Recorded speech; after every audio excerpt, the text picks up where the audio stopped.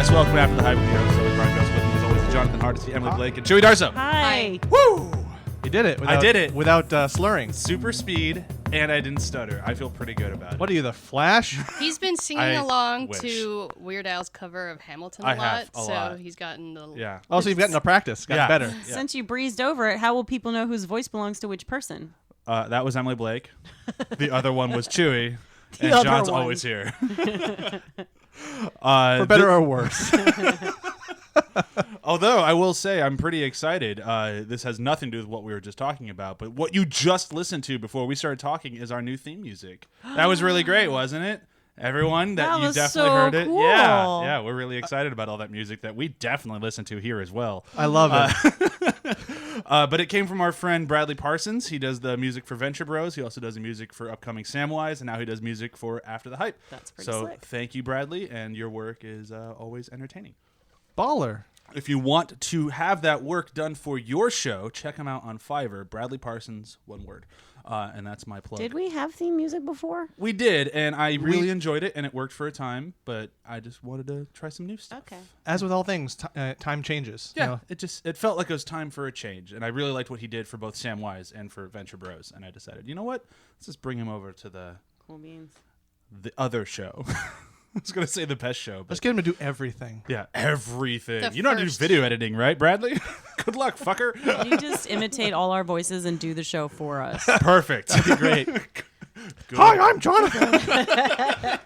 Yeah, it's going to go great. Yeah. So special guest this week, we have coming on Miss Riley Silverman. Hello. How are you? I am good. How are you? I'm great. When we said that we were going to do a battle episode, Emily immediately messaged me, do we have somebody for the battle yet? I have somebody who'll be perfect. And it's like, all right. Oh, did they cancel? I've been trying to find a way to bring you onto this podcast, but it was always like movies that I didn't feel like would be up your alley. But I was like, this way you can choose one. Okay. We do a lot. I want to know what movies you've judged not being up my alley. We at this do a point. lot of like super. You always like when you did the 10 movies that you like best. It was always stuff like Clueless and things like that. So we do like we do We've mostly. done Clueless. We have not since I've been on the Oh, pod. okay, yeah. I made No, Brian Hang on, do- but that was We stopped Clueless when that Emily wasn't joined. 10 movies that I liked best. That was 10 movies that had an impact Yeah, I on guess me. that's true. So like if So I think if when I you're think of if you're you, a I think- closeted trans girl in the mid 90s and Clueless comes out, like that is you're like this is the world that I could have lived in. Like that's like that's what that was. Like They had yeah. the weirdest Clueless reference in, was it the latest episode of Venture Brothers? Yeah. They had a makeover montage, and for some reason at the end of it, they all come dressed out as Clueless when they're done shopping in the mall. Oh, interesting. I was just like, what? Well, because Clueless had that makeover montage with Ty. That's what Yeah. it all is. It actually makes a lot of sense. Like For them ending it makes sense, but the random Clueless poll in this episode of Venture Bros, it's like, that's why I like Venture Bros. for it. I am for it. So do we want Clueless to is a weird movie because if you watch it now, it holds up very well, and it actually somehow it was so self-parodying of the 90s at the time that when you watch it now, it feels like somebody made a movie now that was like a nostalgic mock of the 90s. Like I it could feels see like that the for Wedding sure. Singer is to the 80s. Like Clueless Yeah. feels like that to the mid 90s. I could totally see that. It's Yeah. just that everyone should be a little bit older, but whatever. All right, hey, look, we both did it at the same time. Perfect. Yeah. Physical comedy on a podcast. Hey.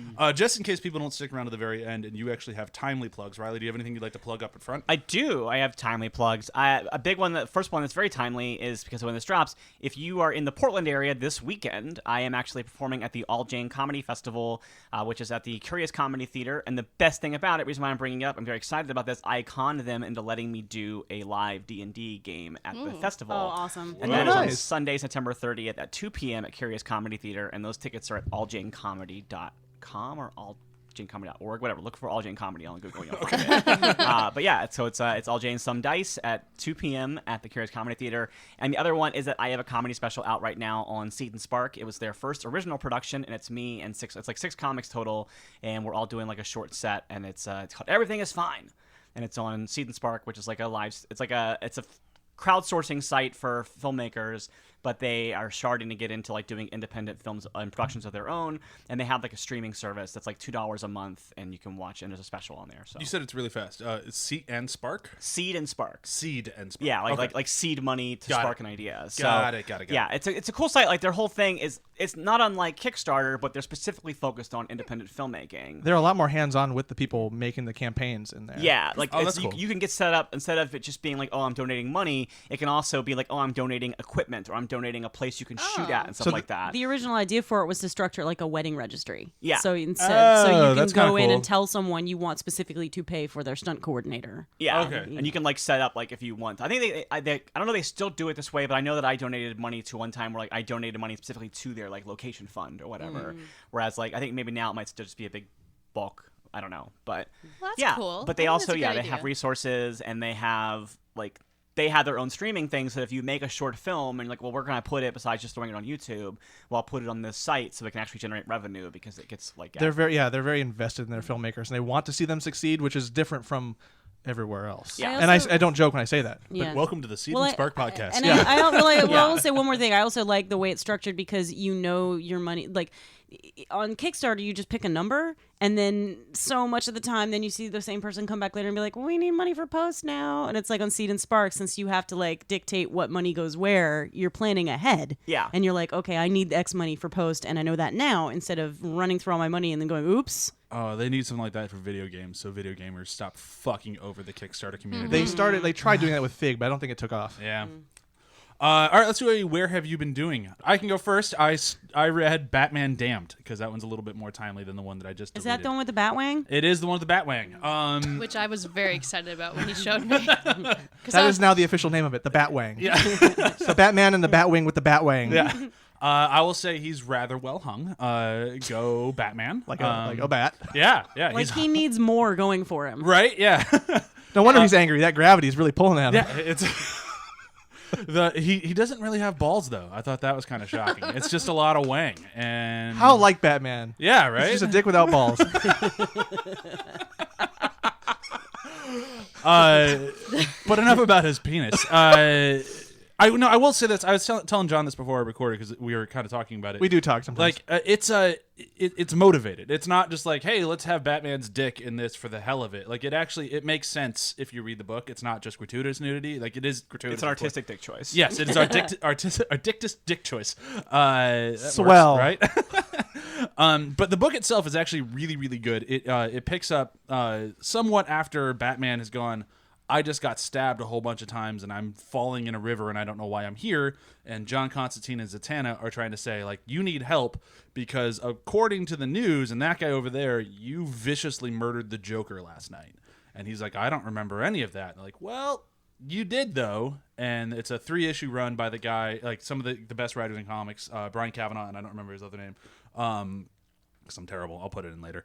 No, not in Brian Cavanaugh. It's Brian Azzarello. Jesus, I'm bad today. But it's really, really good. Very, very, very beautiful art. And it just works. Like I cannot recommend picking this up enough, and especially if you can still find it in its actual size. Because they are doing prestige size for the first run, where it's like magazine size, which means you can't bag and board it. You get a little annoyed by that at first. Yeah, it gets a little annoying, but it works. Like the whole book is just beautiful, and I cannot recommend it enough. And if you've ever enjoyed comics, or even not, because you don't really need to know anything going into this one, this is the book to read right now. So good. That's it for me, though.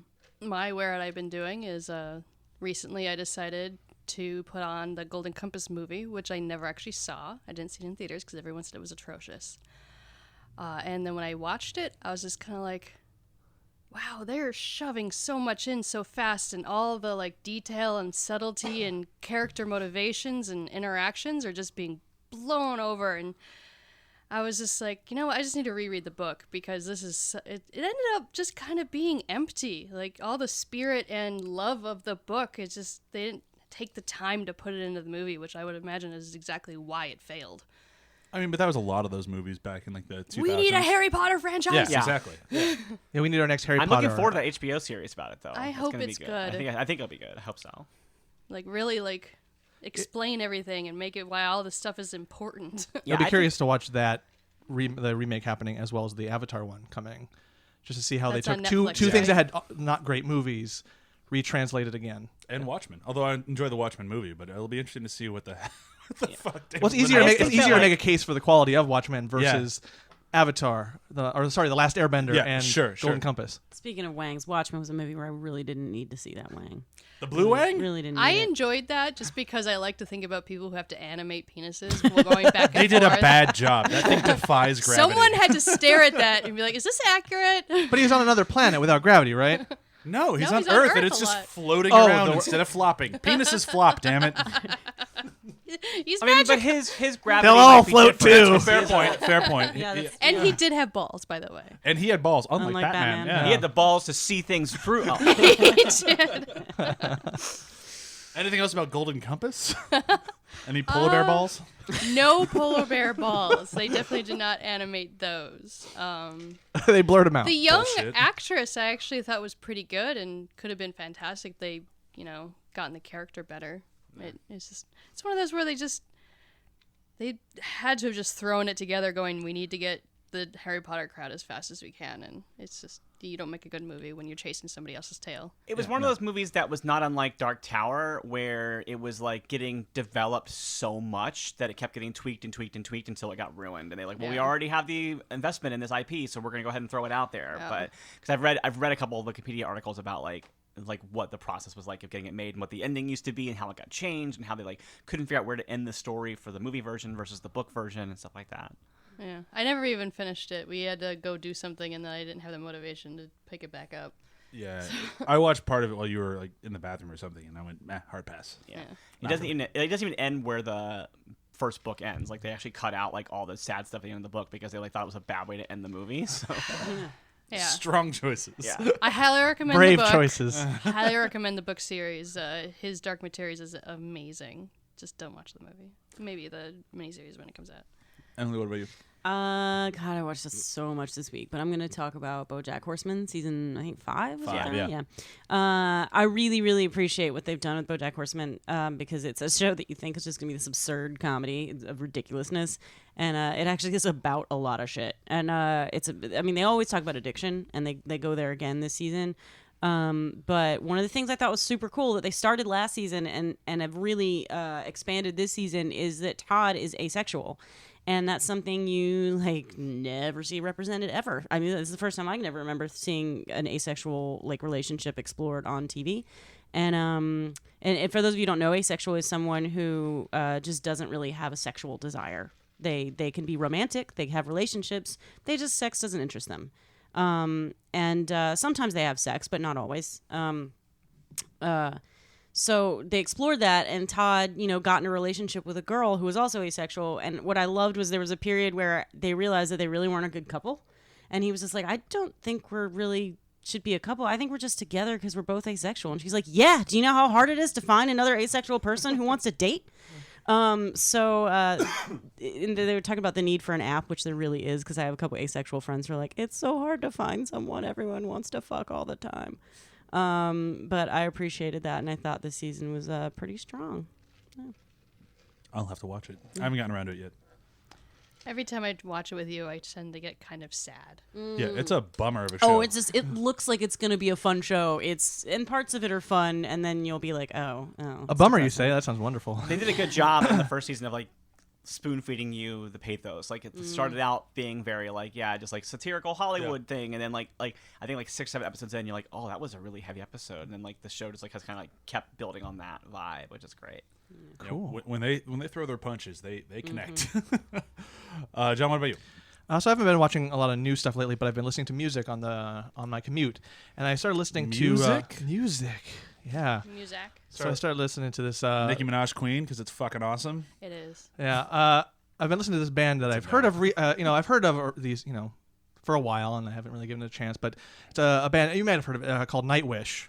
Oh God! You started watching Nightwish? Oh no! You've turned CHEWIE Yes! Yeah. And I started with Decades was the first one that came up. Yeah, why not? And so I've been listening through that, and it's definitely been a journey in that album of just music I like now, like the version of that type of music I like now versus parts of it that I liked in high school. So it was like, oh, I remember. Oh, cool. Oh, it had something kind of for Do you all my close ages. your eyes and imagine yourself floating on a dragon and fighting demons? Yeah.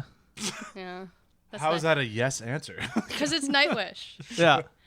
So yeah, no, Maureen's stuck it's in the crazy your hype is carnival. accurate. Oh my god. There's no letdown. I'm still sad I was too pregnant to go to their concert. You've seen them live. I was there. Only once. It's not enough. I still remember you. I think you posted on Facebook about how sad you were. Yes, because when you're 8 months pregnant, nothing's comfortable, and you can't go to a concert. Stupid babies. Yeah, that sucked. I was so upset we couldn't go to Nightwish. Damn. Not everything crosses over in a marriage. Interesting. So, Yeah, no, I enjoyed it. So I enjoyed it. Your wish was to see Nightwish. they'll come back. They come back. Yep. They always come back. Yeah. And now you have somebody to go to the show with. Yeah. You and John. Have a good time. And Sam. Sam. And likes Sam, that. yeah, that's great. All of you will have a great time. Yeah. And we'll save a little money can by stay not home having with to the pay for baby. it. Yeah, awesome. So much better. Now we can take that responsibility from you. Yeah, thank you. Yeah. Riley, what about you? I saw the film A Simple Favor on Thursday night with a friend of mine, and it was a delight. Like, it was just very fun. It's got some really, really good moments, and it's one of those ones where, like, I'd say for like the first act, and especially like the first half of the second act, you really don't know who's the bad, like what's going on. Like they really do a good job of like, there's a lot of red herrings. There's a lot of things that make you think like, oh wait, is like you question which characters' motivations are like legit, and which ones are things you're being misled on, like if you have an unreliable narrator situation or whatever. And it's also just like the chemistry between Anna Kendrick and Blake Lively in the first half of the movie is like really fun to watch because it's like half animosity, half like just like fascination and appreciation. It could be just there's a lot of like almost like not even subtle flirting happening at some points, and it's very like, as a queer girl, it's like, oh my god, I need more of this happening. But it's not as queer as it seems like it should be based on Blake Lively's suits. But and there's a couple, it's really fun. It's an interesting thing to see Paul Feig kind of do a different genre of movie than he's like typically doing. But it does have it does fit the thriller progression, but it also does have some pretty good funny jokes in it. So. Yeah, and it's my friend Aparna Nancherla's in it, and it was who's also been on BoJack. So nice. She plays his sister. But yeah, so it's a cool little thriller romp. I really like Blake Lively, and I like that she kind of she disappeared for a little while because Hollywood sucks ass, and now she's kind of coming back and she's doing more stuff, and it's like, oh, that's great because she's like, what was it, the shark movie? The Shallows. She was fucking awesome in there. She really won both of us over with that. Yeah, like I mean, I enjoyed Blake Lively because she's in Green Lantern, and everybody loves Green Lantern. Yeah. Yeah. But seriously, Shallows, she was fucking awesome in that movie. She has these suits in this movie that are just like beyond like they're just mind-blowingly good suits, and like she has like the suit that she's wearing in the trailer, like it's got like cuffs, and like she like comes home and every single piece of this suit is a separate. Like she's not wearing a shirt underneath her vest. She's wearing like one of those like Dickie kind of things that like you pull out, and like so then like she has like just like her vest, and then like she takes her jacket off, and like she's just wearing like this vest and this pants, and she has like cuffs that are like individual cuffs that look like sleeves coming out of her suit, and it's just like amazing. Like yeah. She's the Wardrobe department Transformers, had a good time there. Yeah, she's lots of canes, lots of like watch chains and stuff like that, and it's a delight. God, I'm too lazy for fashion. It's one of those things Thinking where Well, I mean, it helps when continuity. you have a wardrobe department who's Yeah. True, Yeah. yeah. But I'm also now thinking about keeping continuity of all that shit. Well, I can't imagine because there are so many little pieces to her suits, and yeah, I bet you somebody who had like the real patience could probably go through and go, oh, her watch chain was actually Yeah. this direction, and it was slipped up over this button last time, and yeah, but it was good. Should we start fighting? Yeah. Is it that Do time? it. Fight. Fight. Yeah, Fight. yeah, Fight. Yeah. So today, in honor of Venom coming out, in case anyone on the table did not know why we were doing this at Battle. I did not know. Yeah. Okay. Venom. Got it. Okay. Oh wow. Even though Venom technically isn't a spinoff. I don't know how they're gonna make Venom without Spider-Man. Yeah, Like, it's such I a mean, weird. We'll see. I'm cautious with how much I want to badmouth a movie that isn't out yet, especially because And Chewie I'm knows the vaguely guy who connected to- Chewie knows the guy who made it, so I should keep my critiques to a minimum. Yeah. But I will say it's not technically a spinoff, but it did make me think of the battle of spinoff movie battles. So today we all chose a movie that is a spinoff. So I'm just going to say now that is not an argument. I know some people might want to be like, well, this one might not technically be an argument. They wouldn't have been accepted if they weren't a spinoff. So we can just jettison that argument out the gate. And the other thing I will say, because we have a friend who's on our show almost every other episode and is here quite often, who works for one of the companies that makes one of the movies on the table. Remember, Everything we're saying today is in good fun. We're just trying to have a good time. I have enjoyed parts, if not all of, every movie on this table. So I just want to say that before we start ripping them to shreds. When you're debating, you don't necessarily always say your true feelings. You just want to win. Yeah, we're in this to win this. So disclaimers are out of the way. I like all of these movies. I own 2 of them, and I've seen all of them. Okay. It's your show. Oh, Who goes first? Oh, that's right. I gotta. I'll do the timer since I have it over here. All right. Let's see. What are the movies we got? Oh yeah, we haven't said what the movies are. It's your show. Well, then let's say what the fucking movies are, Brian. All right, Chewie, what's your movie? Oh, I'm sorry. Chronicles of Riddick. Lego Batman movie. Rogue One. Minions. All right. I want to hear Chronicles of Riddick. Do I have a timer? I'm going now. You're All right. going. Chronicles of Riddick, guys, where we have Vin Diesel playing Riddick. And first we fell in love with him in Pitch Black, which was a very surprisingly successful independent film. And then they decided everyone really attached themselves to Riddick. Why don't we make a movie about Riddick? So then they did. And it's completely bonkers, which is one of the reasons why I adore it. We have Riddick first hiding in a frozen planet, getting pursued by the mercs. He's got huge dreadlocks for some reason. And then he immediately goes to a desert planet, shaves those off because that's not really Riddick. And there's so much atmosphere in this movie, guys. He fights a bunch of dudes by artistically covering up some candles, and suddenly those 2 candles lit up the entire room, and now it's pitch black. Again, pitch black. And fights them and wins, of course. One of my reasons I love this movie so much is because it also has Carl Urban in it, and Tandy Newton, Colm for Judi fucking Dench, guys. Honestly, like, how do you get Judi Dench to be in this type of movie? He had to pursue her. Like, Vin Diesel pursued Judi Dench and wooed Judi Dench. There is some charisma there, because who woos Judi Dench? And she plays an elemental. She looks really cool, flowing all over the place. And the editing in this movie is bonkers. If you don't have at least a little bit of ADD in you, you cannot keep track of what's happening. Goodness, I was not ready to go first, apparently. I'm not going to win this battle. But essentially, you have a pretty good action movie. And, oh my God. This movie is so much fun. If you don't want to think, if you don't want to care about plot too much, if you don't want to care about good dialogue, and you're going in for like a B-movie schluck with an A-movie cast and an A-movie budget, you watch this movie because you're just going to have so much fun. Everyone's pretty. Everyone's greased up. Everyone is hamming it up on screen as much as they can.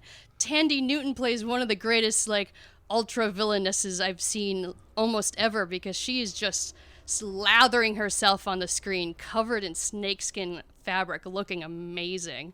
And she's trying to play the femme fatale, like coercing all this Carl Urban to do her bidding. So eventually she wants to be queen. You can totally tell. She's making him do stuff, kill people, get him out of her way, so she can eventually kill him later. That's a movie I would have loved to have seen, but we didn't get. Another spin-off. Opportunity, people. I'm just waiting. You want to tear me down so much. There's so much to say. And Kira is cool. Like, they don't really give her that much to do, but she's fun. She's fun in a way. She's always telling Vin Diesel, stop being a dick. You abandoned me. I had to go do my own thing, and you're mad about what I did? Well, I'm sorry. You weren't here. You're an absent dad. And yeah, I mean, you've seen it. You know what it's to love it. It's just a fun movie. I still have another minute. What's like your favorite moment from it? Yeah, like what draws you to the movie? There's a fun part with the feeding time when they have these weird, like, stone cats, and they're the greatest predators ever, and then they have a staring contest with Riddick, and they become best buds, and suddenly he has a kitty sidekick for a second, and then they get rid of him. But they're there. All right, so this is our 5 minutes to I'm attack it. I'm not sure how much we really need to try on. I'm sorry. I know this is. I don't agree that it's a spinoff. I know your argument for it, but in my opinion, there's 3 movies. The same character is in all 3 of them. He's a pretty major character in all 3 of them. And also, I would argue that they may have wanted it to be a spinoff, but then Rob Tweedy doesn't know how to make anything but one story, apparently. So like in this movie with all this opulence and all this Judi Dench and all this, all this stuff happening, it ends up being another, we have to get across this planet and avoid this weird natural disaster movie for like a good third of the movie. Okay. So I'm like, okay, well, I like your fancy fantasy and space veneer you're putting on it, but you're really just remaking Pitch Black by putting it on a prison planet. So many movies. But that's a sequel. That's what I'm saying. Except and then the sequel Riddick is is the same thing. Movie that involves more things than just one character that everyone attached to before. Because it's a spin-off, they never planned to make this movie. So if the other characters die, well, that happens with lots of sequels. Oh, this movie was a big hit, we're going to make another one. Hangover was a huge hit, we're making Hangover 2, and it's in Thailand. They don't usually change tone completely, though. But they didn't. They they kept the same tone. plot device, but they changed tone completely. Hold on. They did change tone completely, and that's why this movie blows. Like, the Pitch Black is one of the best modern horror sci-fi movies made in I don't even know how long. And what we got was a militaristic community of people who were like with a prison ship that got crash landed on a planet with a whole bunch of badass aliens, and a dude that was so scary that he removed his own eyes to get eyes to see in the dark. And then they take out the one awesome thing about Vin Diesel, that he got his eyes removed to get a shine job so he could see in the dark, and just made it, no, he's a Furian. That's just part of his race. So they not only made a shitty sci-fi movie, they retconned all the cool shit out of Pitch Black. But you can to do that make as it a even sequel worse. as well. That's what Highlander 2 is. It's still a sequel to Highlander, and it ruins the movie. Yeah, and this movie just Mortal Kombat Annihilation is a sequel to Mortal Kombat. It's a totally different movie. But I'm saying that like it's still ultimately it never figures out what it wants to be. It never figures out if it wants, like, the editing AD&D thing is like, for me it's like, that's because they don't know what movie they want to make. Like, they thought they were being deep. They were doing all these quick cuts where they had like slight frames of different shots in there. They're trying to Fight Club it essentially. When I saw it, scene alone, everyone in our theater complained to the theater and got our money back because we thought that an editing mistake was like the film broke during the movie. Like, we actually hey, like 5 minutes of this story just went away, and everyone's like, and then we all got our money back because the theater thought it was a mistake too. So and they Last Jedi'd it. Yeah. And the sound went out. Oh, you're not helping. And then let's also edit. No, I'm talking about how people were dumb and thought that was an accident. Ruins the best character. One of the best characters in Pitch Black is Kira was like a girl who was presenting herself as a boy, and so it's like this cool, tough girl.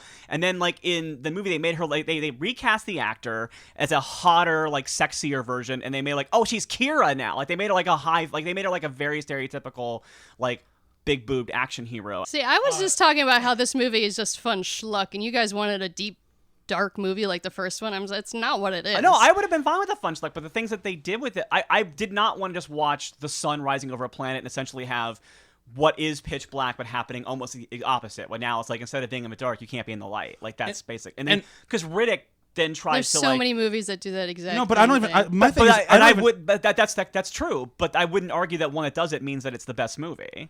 And my thing is, I don't even care that whether or not it's a sequel. I don't give a shit. Like, the fact of the matter is, I want a good movie. Like, I want the fun, schlocky movie that you're talking about, because this movie isn't that. The moments that have that are great, and then the shitty filmmakers kind of went every now and then went, well, maybe this scene should be really serious and sci-fi.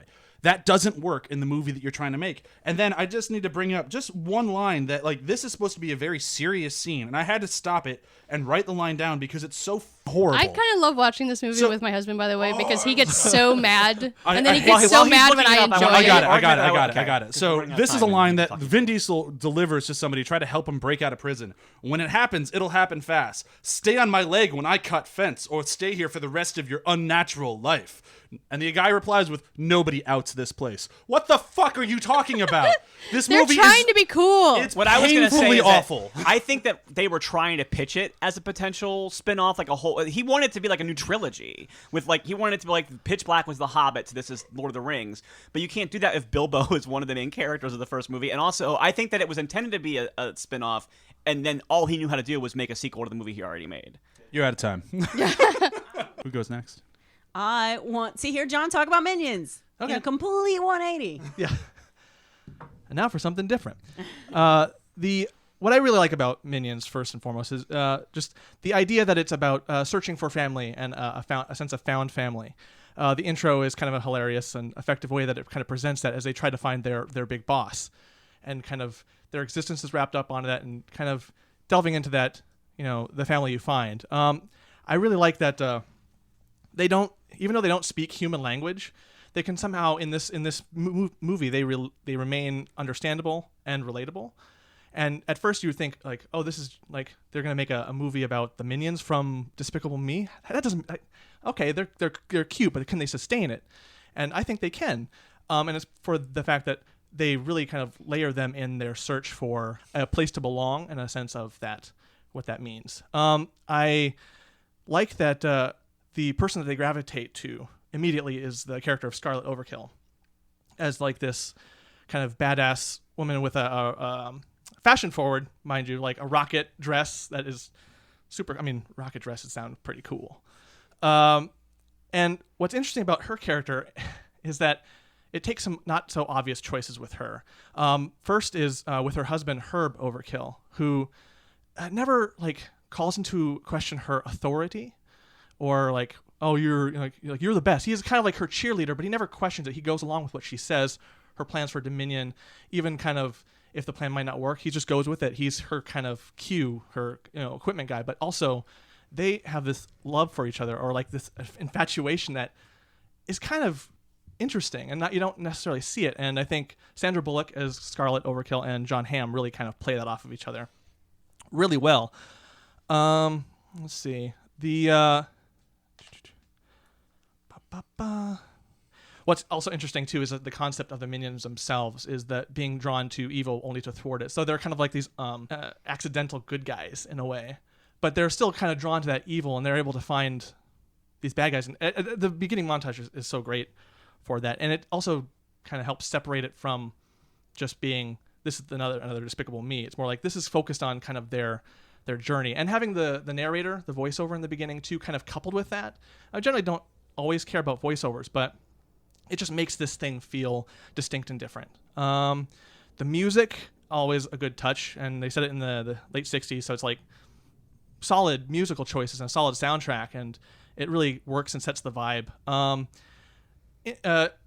King Bob is pretty amazing, and there's when he kind of takes his throne and does his little speech in front of everyone, they don't get it. He's like, "A King of Bob!" And everyone freaks out and he drops the mic. It's all very great.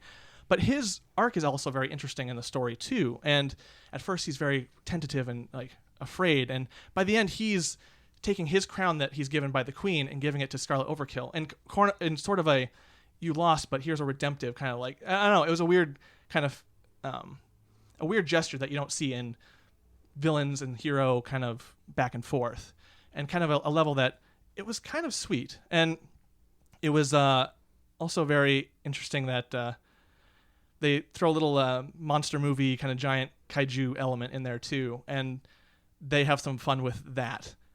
And I thought that was pretty interesting. On a technical side, Minions is also edited by a woman, so that's pretty cool. And I don't know, I'm just really impressed with what they managed to do with something that seems like a cash grab. Like, we're just making this separate to get more money, but here's all these kind of more nuanced choices. And I really think that's a really kind of effective, great, and kind of what makes it the better spin-off at the table. So that's our 5 minutes to say why he's wrong. My major thing with this movie is that you nailed it. You said it's a cash grab. That's what it is. They might have had some good moments in there and some good story beats in there, but there's maybe 30 minutes of quality movie in this hour-and-a-half movie, and the rest of it's just treading water. And that's why this movie drives me up the wall. Like, it's not that it's a bad movie. It's not that it does things poorly or has bad characters or any of that, except for Sandra Bullock just did not try. She slept walk through the entire thing, and it drives me nuts because everyone else is like up as high as they can be, and she's just kind of there. But that's a whole different thing. But the fact of the matter is that we get to, like, the whole movie just exists to put the minions in a situation and just like, all right, now be funny.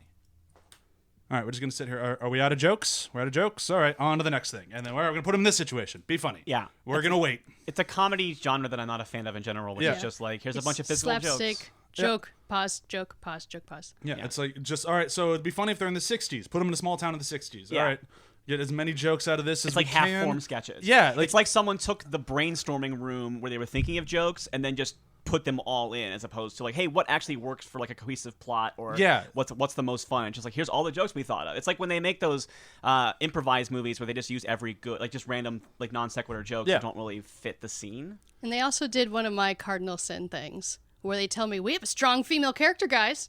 But her entire essence is wrapped up of wanting to be a princess. She steals jewelry, and her special powers have to do with fashion.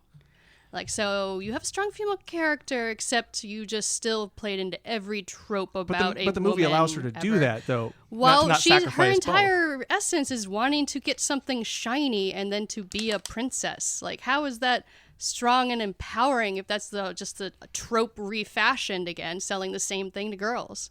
But being able to choose that, to be able to have that, like, to take over the world and be fashionable, is that I like, guess, but it wrong it's to still have the both same that motivation aspect? for a female. It's not really building anything new. But it never counts against her as being a negative either. No one treats her fashion as a weakness. It's always kind of If she's- filmed as like this I badass guess. That's thing. not but the- it's still that's not her the argument. obsession. Like the argument Yeah. isn't whether or not it's treated as a weakness. The argument is the motivation. That's all that she is she's a girl and she wants to have high fashion and she wants pretty things. I mean, I agree with what Like you're saying. Sandra Bullock's character in Ocean's 8 wants to steal jewels, but she wants to steal jewels because she's trying to craft the perfect crime. It's not, oh, I want the shiny pretty thing because I'm a pretty lady.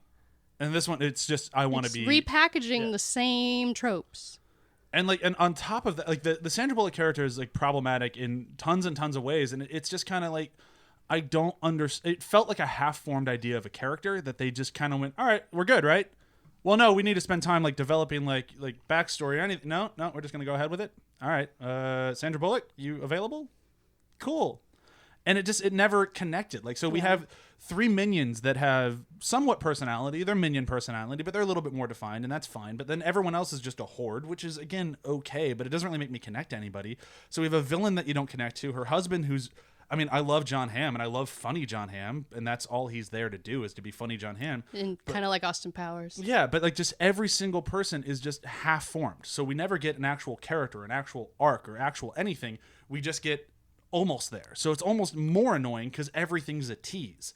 Everything's like, hey, wouldn't this be awesome if we did this? All right, we're not going to, but it would be cool, right? And then it's like, well, yeah, it would have been. But like any one of these situations that you just plunk them into, you had enough material to make a whole movie, but instead you just wasted it on 5 minutes of jokes and moved on to the next one. And they rehash joke. It's always fun to revisit a joke, but not to deliver it the exact same way over and over again, which is what they did as well. Yeah, it kills it's the really joke. lazy. Yeah. Yeah. Because like I would have watched an entire movie called The Minions where it was them on a road trip with that crazy ass family going to VillainCon, and then the whole thing is about getting to VillainCon. That's a movie, and it's an entertaining movie. Like, oh shit, turns out we're in a family of bad guys, and that could have been a plot 2, like a act 2 I would've twist. loved that one. Like, there's so much cool stuff in that one story, but instead, like, no, wouldn't it be cool if the Minions fired a rocket launcher and killed a whole bunch of cops, and then we're just gonna move past it as if it didn't happen? But I even Done. like the little girl like, I messed up, Daddy. It's okay, honey. It's your first robbery. Yeah, like or whatever there's he said. to her. really That's cool things cute. in there. That's great. Yeah, but then we just leave it, and it's like that Yeah. was your movie, and that was Yeah, a great we come movie. in to Tickle Me with like Rue already established as a villain, and it would have been fun to have a movie that's more about like how villains like slowly work their way up. Like it might have been, like the minions might have been like working with a kid who's becoming a villain. And that's Yeah. how they like Oh, they nurture his villainy. Yeah. That like- would have been cute. Like, there's so many things they could have done, and instead they did none of them and just did a sequence of jokes for an hour and a half. Defend. Go. Yeah, 4 Still seconds. connected by 3 compelling characters. Oh, wow. You guys are making this easy so far. Who goes next? Okay, all right. Yeah, well, I like the zigzag thing, so let's go to Rogue One next. okay. Oh, I had to finish this. Well, I wanted, like, action movie, comedy, animated comedy, action movie, animated comedy. It it's makes more sense. fun that way. We're just Just- going back and forth. Trying to bring this home with Lego Batman is going to be difficult, but I look Brio. forward to it. All right. Okay, so what I like about Rogue One is that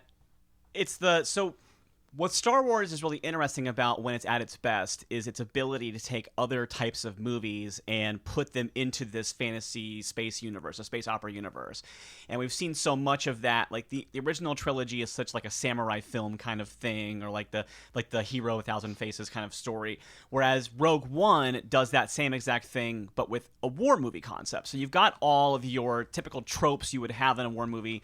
So some of the characters occasionally feel a little bit stereotypical or a little bit like two-dimensional, but it's because they're based on that exact thing which you see in a war movie. And I think that for a series of films that is called Star Wars, I feel like Rogue One, to me, gets the closest to depicting what a war in the stars looks like, because the entire third act of that movie, once they get on Scarif and they like are plotting their whole thing of breaking into the facility, and then the rebels arrive and there's this whole battle between the rebels and the Empire, that to me is the single best space battle that happens in these movies. And when you have the combination of the like guerrilla warfare on the ground that's like actively trying to give an advantage to the rebel ships in the sky, you have these moments like crashing ships into the like the locked base like entrance to like, so you have these like sacrifices that you're having, and no one was prepared to have this battle, so they're all suddenly like kind of scrambling to figure out what their strategies are. That's really interesting to me. On top of that, I think that Jen Erso is a really fun lead character. I would have liked them to have built her up a little bit more, so I'm gonna poke that defense a little bit, because I was so excited for her in the trailers, and I wish there was a little bit more of her, but I still do like her, and I like that she is someone who is in a rebellion, and I like that shows that, especially in these stages of the rebellion, there is not this cohesive, like, perfect idealism the rebellion has. There are these factions of it that kind of conflict with each other and have, like, arguments over what means justify the ends they're going for, because there is this element of like, if we do become as bad of an insurgency, if we become as laissez-faire on human existence and or life existence, because it's not all humans, it's aliens, but this idea that if all we can do is just do as equally horrible things to fight our enemy, are we not as bad as they are? And there's that element to it with the spying and the murdering and stuff like that. But also, so in Star Wars, the motion picture, we do understand that the Empire is bad, because they have stormtroopers, and there's a big guy in a black suit who can choke people to death, and they blow up a planet. But that blowing up the planet mostly happens off screen. Like, we see the planet, but we don't see the effect that it has, even on Leia. Like, she's sad, but we don't see like the aftermath of the lives that are being affected by that. So that's an element of it. But then at the end of Revenge of the Sith, we see the Republic fall and the Empire take over, but that's where the movie ends.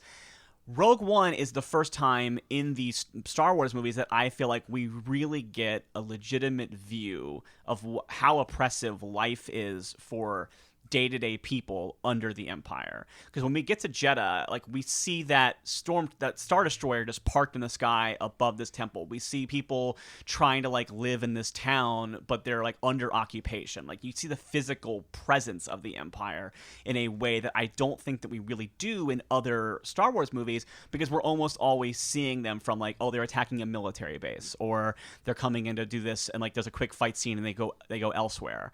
Whereas in this one, it's like, this is like a day-to-day life of these people, and like there are people in these like city planets that are like sneaking down alleyways to try to talk to each other, and like one guy is gonna kill another guy to escape rather than like risk the information he has getting to these enemies.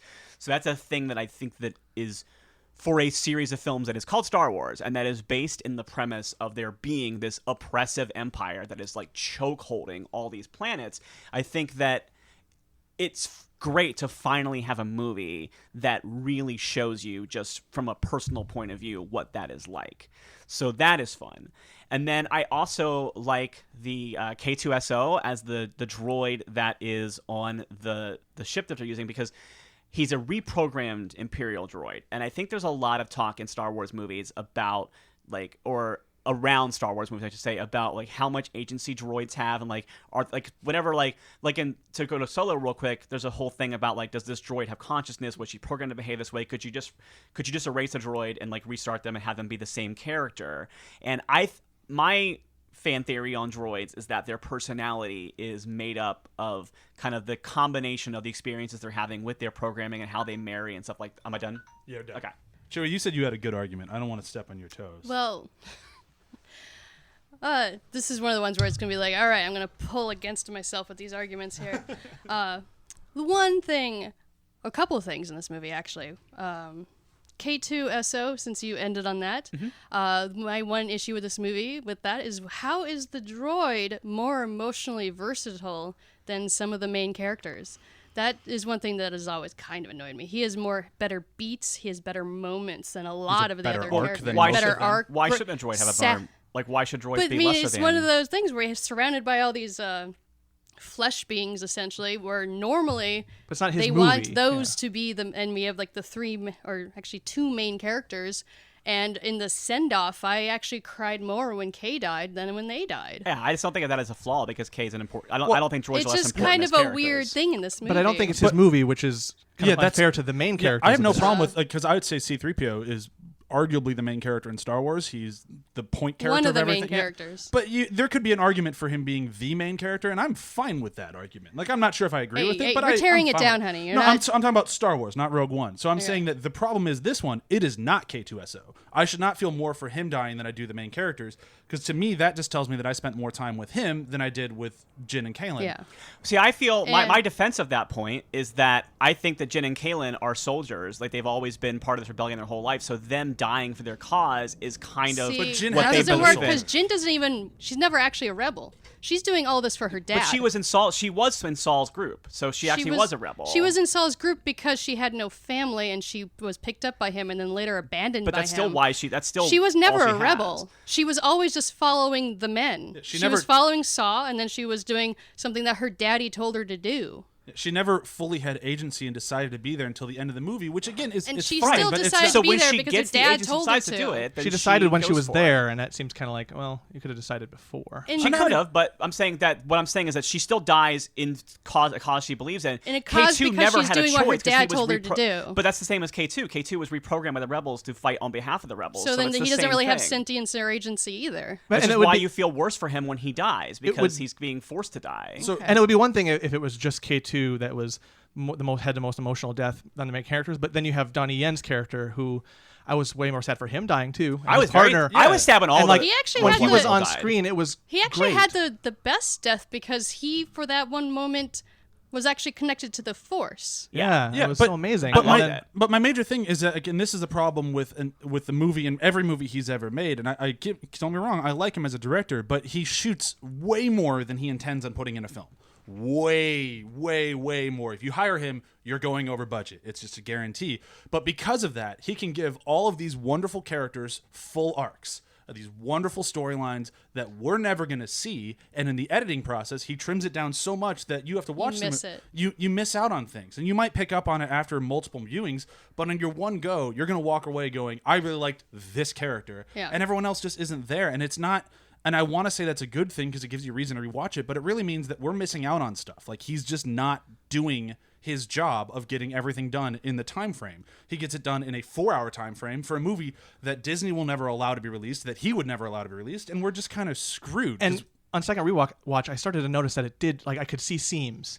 And that was, Yeah. like, the first time I watched it, there was a hype behind it that I could kind of ignore this. But this movie did feel kind of disjointed. Suddenly, like, over halfway through the movie, I'm like, oh, she's suddenly, like, acting like a rebel. She's acting like one of them. But that conversion scene, like, I had to remember, like, oh, I guess it happened when she saw the video of her dad, and then she just decided to be emotive about it later. Like, there's some weird logic leaps that I think needed the more in-between. Yeah. That shouldn't have been cut out. But with a movie that you film so long, you have to cut it out. And I deal with this all the time with people who overshoot and and I have to overcut. It's Yeah. like you just I guess lose the I theme get of that. it. I'm saying out of all the movies that we've had on the table so far today, I think the one's biggest flaw is that there's too much good stuff to include into one movie. I feel like that's not as much of a knock.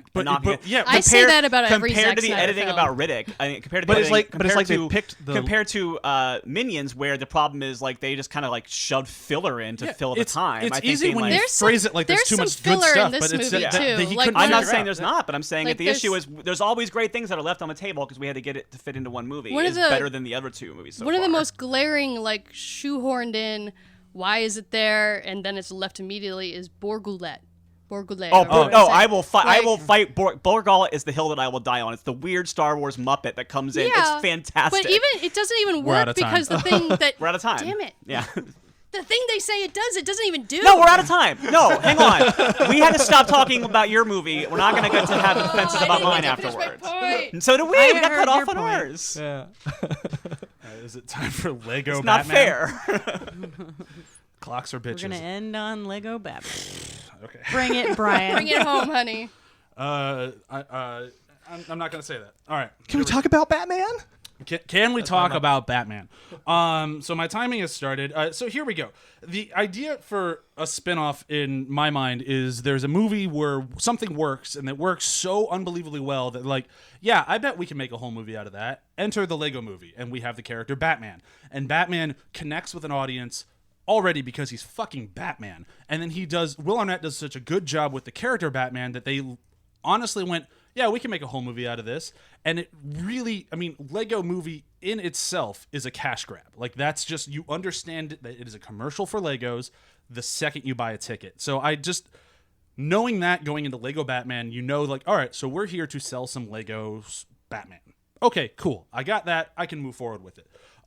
Within that, this movie manages to be both a celebration of the Lego Movie, a celebration of Batman, and a celebration of like family. And it does it all very well. It's like having a gargantuan party that everyone is invited to. And I'm still kind of surprised they pull it off. Because I wasn't a huge fan of Lego Movie. Like, I was the first time I saw it, and then every other rewatch I've kind of gone, there's parts that work, there's parts that don't. I've enjoyed every rewatch of Lego Batman the same amount that I enjoyed it the first time, which I think speaks largely to the characters. And I think they did a very good job making Batman a horrible fucking dickhead that nobody should be friends with until he has to fix himself. And I think that's the best version of Batman. Like, I like that Batman is somebody that he can't be fixed. Like, there's no external force that will make Batman a better person. He needs to do it himself. He can have all of the building blocks to have that, and it won't work unless he chooses it. And I think that's a very realistic thing and a relatable thing, and it happens in this movie. Because he gets Dick Grayson, he has Alfred, he eventually has Barbara Gordon on his side, and he has all these people that want to help him and want to be friends with him. But he's just a horrible asshole. And it's not until he locks everybody away and tries to play the hero card and goes to do things on his own, has to see people without him trying to do his fight for him, that he's like, oh shit, I'm the problem. And I like that this very kids movie, literally there to sell us toys, has an actual emotional punch where somebody has to grow up and be the bigger person and be the better person, and it works. And it works in a way where he has to tell Joker that he's, for the longest time, no, you're just one of my villains. I'm just kind of fighting around a little bit. Like, I'm not in love with it, or I'm not in hate with any one villain. And he has to admit to the Joker, like, no, you are my arch nemesis. We do hate each other a whole bunch. And it's like touching, and it's sweet, and it's kind of nice in a very weird sort of, all right, the Joker's going to go murder half of the city now because you admit that you're buddies.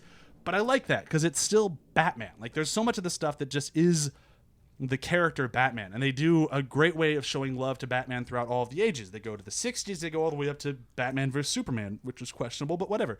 And I like that when they go to the Adam West Batman, they just throw all the Legos out and they just show a clip of Adam West dancing. Like, it's just like the movie knew what it was from the beginning, and because of that, it was able to have fun.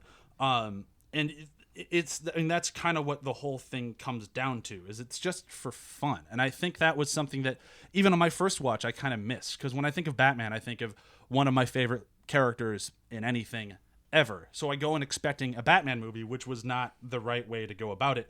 Especially when, like, the first thing that we get is a Nolan-esque robbery of a plane that's filled with bombs, and the plane is called MacGuffin Air, and it's like, I should have cued into it immediately, like, oh no, this isn't what I expected it to be. This is going to be a Lego movie, but just overdressed with Batman. And that's entirely what it is. So we have the Nolan-esque thing. They even pull on like a Hans Zimmer-esque score where it's totally like they're taking down this plane, just like a Nolan movie. It has all like the beats like a Nolan movie, and then it moves into this crazy Lego thing from there. And then all the villains start coming in, and they list off like every B and C list villain that they can possibly think of. And I like that even the movie's self-referential was like, I feel like you made some of those up. No, they're all real. Probably worth a Google. And they are totally real. Even Condiment King, who's the worst fucking villain ever. Or Kite King, that Tom King just totally made or Kite Man, who Tom King just made a totally legitimate character and awesome in the current Batman run. You should totally read it. But they just went fucking bonkers with everyone to voice these villains, including, and this is my favorite one, they got Doug Benson to voice Bane, because on the podcast Doug Loves Movies, he mocks Bane every single episode, and they knew that, and they went and got him, and they got him to be Bane in this. And I just the fact that they had that knowledge of like nerd culture and what Batman means to people, and they're able to put it into this movie, which is essentially a love letter to both the fans of Batman and to Batman himself, I think is amazing, and everyone should watch it. That's my time. All right, go for it. So the Batman in this movie, I understand it's a Lego thing. My biggest complaint is the response to this movie. I had so many friends that went, this is the Batman we deserve. This is the Batman I've been waiting for. I love this Batman. This is the best Batman movie ever. And I'm just like, this is a self-aware, like, self-mocking satire of Batman, and this is the thing. What you think is the best Batman? What's wrong with you?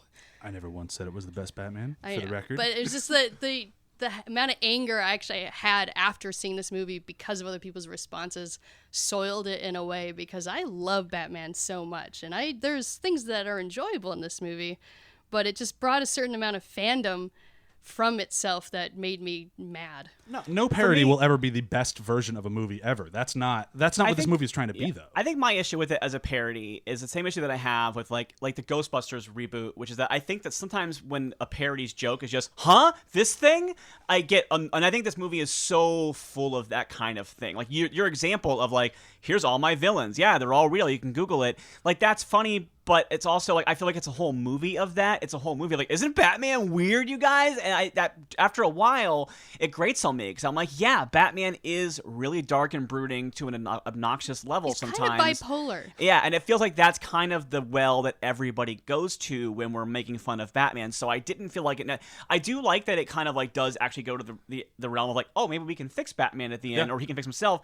But otherwise, I feel like it's just trotting the same formula over and over again. And I feel like even with Will Arnett as the voice, I kind of feel like, to call back to where we are this week, or where we're doing this week, whatever it's called, I think that what Arnett is doing with Bojack Horseman is what he's doing with Lego Batman, but I think he does it a million times better with Bojack Horseman. So I kind of feel like Lego Batman is a shorter and a little bit more like trying too hard version of what Bojack Horseman does so effectively. I would agree with that, but the fact of the matter is that the Lego movie is not made for us to talk about depression and addiction and asexuality and all these things. Lego movie is literally there to sell us Legos. Like, so the fact that we get anything else on top of that, to me, is gravy. And I think the fact that we got even a comparable performance to Bojack Horseman out of Will Arnett's Lego Batman is incredible. Like, the fact that you can even make that leap, I think, it's the same impressive. actor. It's not a leap when the same actor is doing a voice. But it's a totally different character. Oh, I don't agree with that at all. I don't think it's oh yeah, the rich playboy who is lonely and pushes people away. What a totally different character. I think that's where it falters for me. Is that Is Bojack Horseman Batman? No, he's Horseman. he's Horseman. He's Horseman. is that like for that the arc at the end, the change, the transformation of his character never seems to make sense, because like I don't see there's not a difference established between Bruce Wayne and Batman. He's just Batman as Bruce Wayne, and there's like they keep him in joke territory for as long as they need to get the jokes out of the way before getting to the heartfelt stuff. And I feel like in the beginning, at least in the beginning, they really start to they push that aside for the joke of, like you said, look at this. But I want to specifically address Barbara Gordon, who they do the wild style thing with her that the Lego movie did, and it was kind of unfortunate because they start off as being like, I'm going to clean up crime and everything, but then she takes a back seat to Batman the rest of the time, and he always talks down to her as the joke, but the joke is also the thing he's doing, which I always like. Okay, are we going to transcend that wild style joke And from the it's first? They almost- did so much better with Barbara Gordon than they did with Wild Style. Like, That's so true. much But that's better. a sharp curve, and it's not. It's not. You're not winning the race now. You're just a little bit further along. Sure, but I'll Like, take that further along than what they did with Wild Style. At least Barbara True. Gordon is a character who has agency for like 5 minutes as opposed Right, to but they no still had to fucking make her minutes. a love interest of Batman. Yeah, to make I've her never a liked thing in Barbara the Gordon story. being a love Yeah. interest ever. Like, we couldn't just have her be an effective character. It has to be. Oh no, she's Batman's new girlfriend now. And Well, then by they- the end of the movie, he says they're just friends. He gives up on the romantic thing. He realizes he was wrong with that. So he does have that. He grows up and he leaves it behind. Like, that is not where it ends with them being girlfriends. It starts with him going, If it I ended wanna with them date- being girlfriends, I'd be all about it. Like, True. Transgender Batman and a lesbian lover, like, I am here for it. It's I would it's- totally watch that That's movie. the next but one with Batwoman. That's the real Batman. Yeah. And it's interesting, just is like when he starts to build a family at the end, but at the same time he is so cruel in the beginning to Robin that it can't help. And It's kind of like the thing he has to overcome becomes part of the joke as well. Yeah. And it starts to kind of muddle that a little bit, at least in Yeah. the beginning, where it's like, no hugs. But no then it hugs. gets better. It's like throughout when, the it's end. like I when agree. Death Race Then they ends have with some like, of hey, by the- the way, violence is bad. But You're they like, spend "Just more now time. you're saying that. They spend a lot of concentrated time on him putting Robin down. Yeah. And it's very weird, like as a thing to sell toys, and it's funny to kind of be so cruel and then suddenly change your mind and be better. They had It's some weird. moments. But he does of- get better. That's the Yeah. point. He gets better. They had. That's out of time. I kept trying to get my thing in there. And I kept trying to steamroll. I took a Yeah! lesson from Sam. I Pedophile was about to jokes. say that is like Sam's MO. It's just to keep fucking talking. That's it. Okay, so now I get to do a speech. You can You do a get to speech. Say what you liked and disliked about I all will. of us. Okay. I always love how. That's why I wanted you to go first. I always love how passionate you get because you're so excited. I know. I'm so deflated today. But even then, you were pretty excited, and you did point out one thing which no one else went after. But you pointed out there are pretty people in the Chronicles of Riddick, which is very much a thing I care about. How do you go after oh that? my It has God. Carl Urban in it. This is one of the Yeah, I reasons know, but nobody else mentioned they're pretty It people. is one of the I'm just reasons saying. that she Carl knew. Urban's on I my mentioned chest. She knew to City go Jones, there. Yeah, but someone goes after Carl Urban, and you're like, well, bullshit. You're lying. You can't fake that. You can't fake being It against hurts him. my soul when people don't understand how attractive he is. Yeah, he's very attractive. R.I.P. Almost human. Right? So good. And you're right. Chronicles of Riddick is kind of a fun watch if you just shut off your brain. But yeah, that's not good enough to win. It's just like, well, this movie's pretty terrible, but it's fun and has pretty people in it. I do enjoy the scene where Riddick like stabs somebody and then stabs somebody and then stabs somebody and stabs somebody. Like he walks They forward. all and just keeps stand there like, stabbing here's my them. head. That brings wanna me put to a one of knife the in things here? that I forgot I was supposed to talk about is how the machismo in the movie is so cheesy and It's amazing. amazing. But it's not a good. I do and- like the way he pays off the guy who can like step out of his own body and like step and like he uses that against him later on. Yeah, Oh, that yeah, was that's pretty fine. good. There's Yeah, great there's movie, not guys. terrible. It's a great movie. Yeah, okay. There's All right, well some let's watchable things not in use words we don't mean. Yeah, I mean it. but yeah, No, but there's lots of movies that are like really fun to watch that I would say is like I love Jupiter Ascending, but I would Yeah. never argue it as like to win a battle. Oh, I will bring up Battleship because Yeah. that's I can't not. And how much I love it. Okay, so obviously not Chronicles of Riddick and not Minions either because John, man, you were so deflated in your arguments. You were just like, it's a good movie, and everybody's like, rah, rah, rah, and you were like, ah. So I feel a lot of passion coming off you. I don't think you believe it's the best movie on the table. I think that's just nerves, honestly. Okay. It's more of a- Your thumbs were trembling. Your Yeah. thumbs were trembling. It's yeah. more of a performance thing. Yeah. Aw. I deal with that. I She patted him on the shoulder. I just like you. for the audio. Every play. episode you're getting better though. Yeah. Yeah, no, you, So you there's- did there's a great you did a great logical argument. You had a lot of really good points, but then those points were pretty easily torn down, but Yeah. you weren't prepared to come back at everybody. and You that were like was sort of- you were like a villain who was being supported by the minions. You were easily knocked down. But we didn't kill you. because like Chewie Yeah. brought up pretty people, you knew to bring up that there is a female villain who's kind of badass, but then everybody kind of tanked that. So but that's the thing that usually scores points with me. So that's I thought it was a pretty well calculated argument. Yeah, Like, it oh, was. go It for the was- women thing. Yeah. Yeah, it was a very logical argument. The problem is like it was lacking the passion. Whereas Chewie's I just all had to- passion. You're all logic. So if you guys can just like Yeah. To I morph ran out of into a- time before I could Together get some you would Mon be Mothma A unstoppable. going. pathologic Voltron or something. Yeah. Okay, so that leaves Lego Batman and Rogue One. I tried to be like really objective, even though Rogue One is one of my favorite movies and that's my favorite Star Wars movie, and I have a fucking tattoo on my arm. But but I'm trying. I'm going my partner and I are going as Jenner, so insured Imway for Halloween this year. So I'm trying really hard to like be objective today. Which is why it was actually kind of good that you guys didn't have like super strong arguments. It made it easier. But yeah, Lego Batman, that was a really good argument. Obviously, Rogue One was a good argument, and you guys did a really good job of pointing out some of the problems that I have with Rogue One, which is you're right. That creature, he made a big deal about it, and then it did nothing, which is the point you were about to make. He at the didn't end. lose his mind. Yeah, nothing. Nothing came. He of was that. actually quite sane. Yeah, which maybe that was something that was on the cutting It room was. floor. Yeah, and that's a problem with the movie. The fact that what was it? Yeah, Jen's sudden reversal. I wish it had been more earned. Again, probably something on the cutting room floor. So that is Again, a problem. yes, it is. Yeah, that's the problem with the movie. But We also, need the Snyder cut of Rogue One, guys. I would love to see the Edwards cut of it. I'd be Yeah. super excited I to would see watch the, a 5-hour the version of it, no pre-reshoot problem. version. Yeah. Yeah, I would Totally pay Just to make see a it a 5-hour mini version. series. I would have loved a Rogue One miniseries. Yeah. Oh my god! Because I will say that when I first saw the previews for it, I actually thought Rogue One was going to be more like what Solo was. Like, I thought it was going to be a heist movie. I thought it was going to be like there's that shot in the trailer, the very first teaser. Oh, yeah. where Yeah, I saw that you too. see Jyn and she's wearing what ends up being the traffic director's outfit from the Empire. I was like, oh, she's stationed on the Death Star while they're building it, and she's trying to get the plans for it. Like Nope. that's what I thought was Yeah, going to be the the plot. They of it. trailer- shot that on a lunch break Yeah. when they were standing near a hallway. When this would be cool. We could put it in the trailer. Yeah. Never the intended trailer to. that- had a bunch of things that weren't in the What movie. do they, well, they reshot like half the movie. I but- actually what like do they do when they break you?